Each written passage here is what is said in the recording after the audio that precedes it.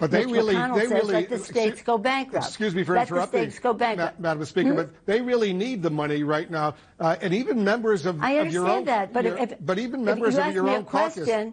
Even members of your own caucus, Madam Speaker, want to accept this deal. $1.8 trillion. Congressman Ro Khanna, for example. But let me just quote Ro Khanna, a man you know well. I assume you admire him. He's a Democrat. And he just said this. He said, people in need can't wait until February. $1.8 trillion is significant and more than twice the Obama stimulus. Make a deal. Put the ball in McConnell court. So what do you say to Ro Khanna?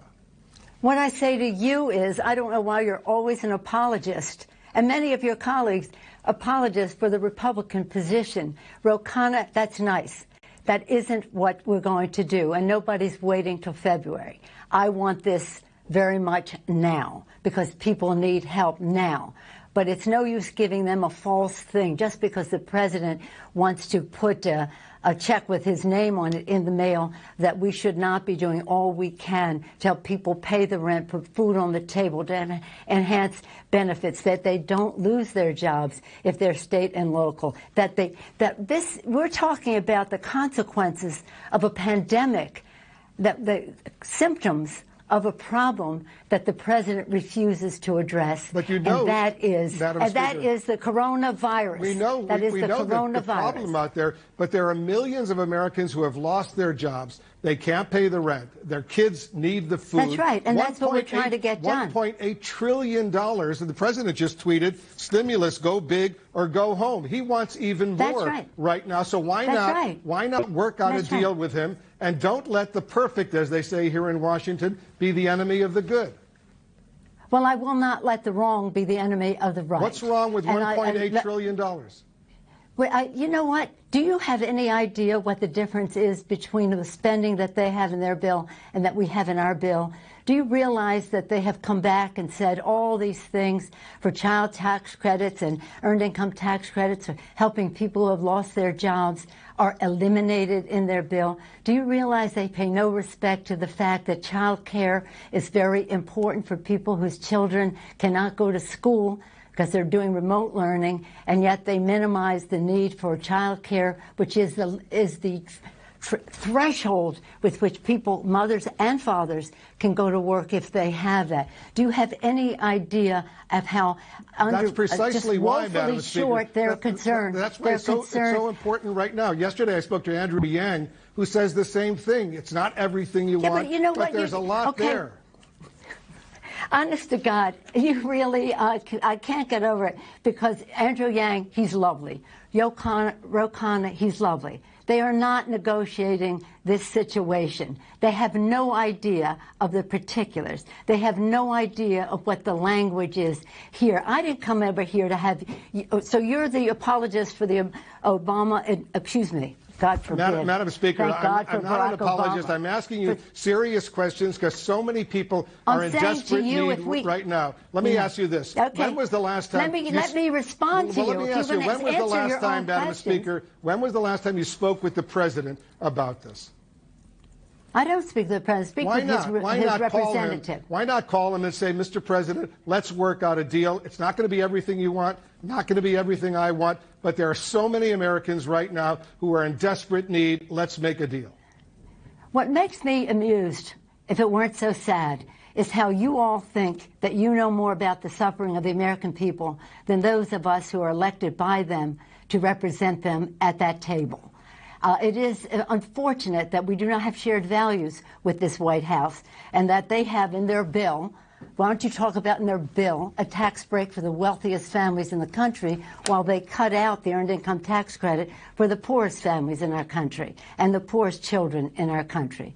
That we have to fight with them to get them to address the coronavirus crisis, because they have said it was a hoax, it was magical, it was a miracle, it was going to cure it. It hasn't. And that's why we find ourselves in this situation. I feel very confident about the knowledge that I bring to this, but more importantly, the knowledge that my chairs, our chairs of jurisdiction, science-based, academically documented, institutionally suggested in terms of what the cost would be to do it, and to do it that way.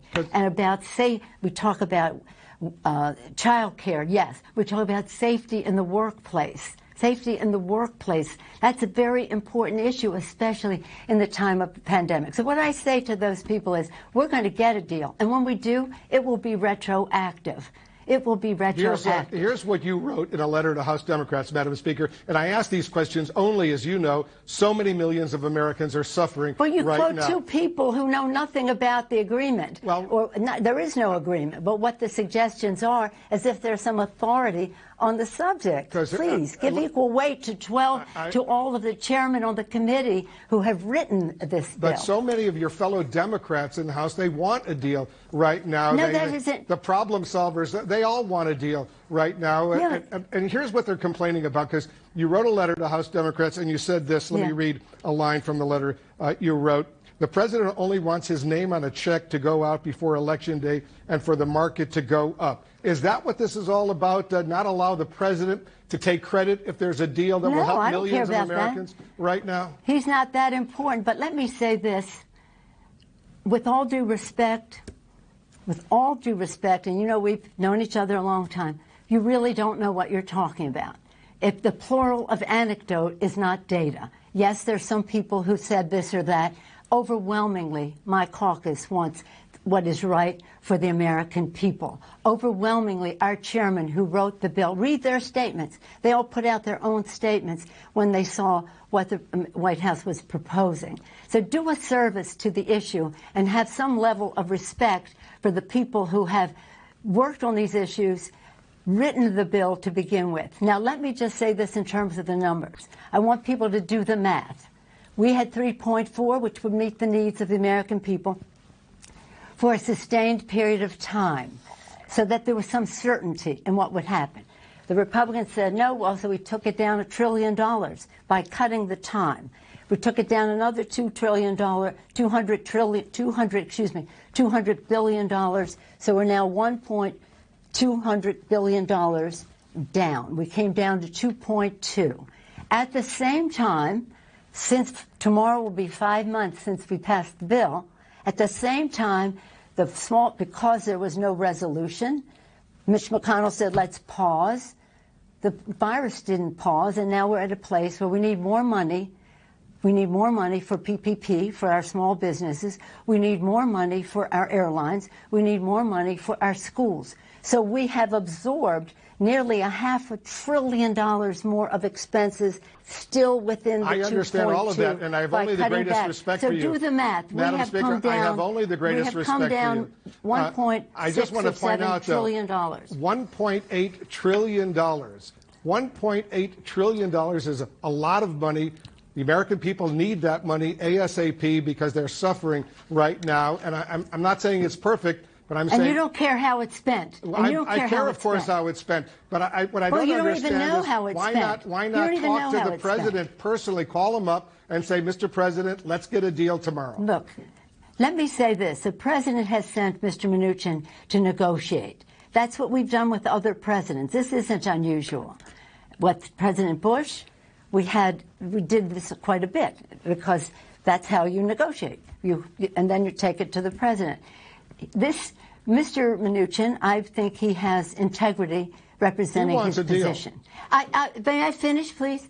But he has integrity representing his position, but his position has no integrity. They do not share our values. Have a little respect for the fact that we know something about these subjects. And there's a big difference between Democrats and Republicans in whether they want to give a big tax cut to the wealthiest people in the country in their bill, in the CARES Act. We tried to take it out in this bill. Instead, they took out earned income tax credit, child tax credit, expanded health benefits to UI benefits to the extent that it was agreed to before. Right. So this is, I have every confidence in what and the arguments that we make because it's based on science and documentation. Our chairs know their stuff. They know what they're doing, with all due respect to the kind of people you were referencing. And I welcome their enthusiasm. I welcome their interest. I welcome their originality of their thinking. But the fact is, we have a responsibility to meet the needs of the American people in a retroactive way, so they're not at a total loss. They are at a loss because the president has ignored the virus. I wish he would spend time on the fact that if he had not ignored the virus, we wouldn't be in the position we're in, but we are.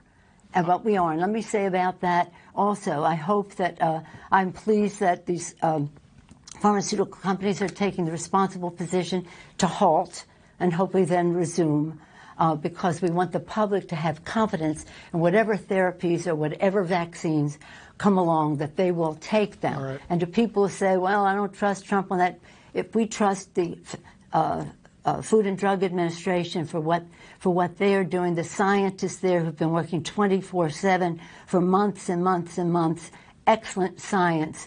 The science should call the shot, and when they do, we should all trust it. And let's hope they get more treatments. Let's hope they get a vaccine. And, Madam Speaker, yes. I certainly respect you, but I also respect Ro Khanna. I respect Andrew Yang. I respect members of the Democrats who are members of the problem solvers. They want a deal because so many people right now well, are the problem suffering. solvers, by the way, don't have any earned income tax credit or child tax credit in their proposal either. But let's not go into that. Yeah, you evidently do not respect the chairman of the committees who wrote these bills. I respect and all of you. I wish you would respect the knowledge that goes into getting meeting the needs of the American people. But again, you've been on a jag defending the administration all this time with no knowledge of the difference between our two bills. And I thank you for giving me the opportunity to say that to you in person. Right. Madam Speaker, these are incredibly difficult times right now, and we'll leave it on that note. Thank you so much for joining us. We'll leave it on the vote that you are not right on this, Wolf, and I hate to say that to you.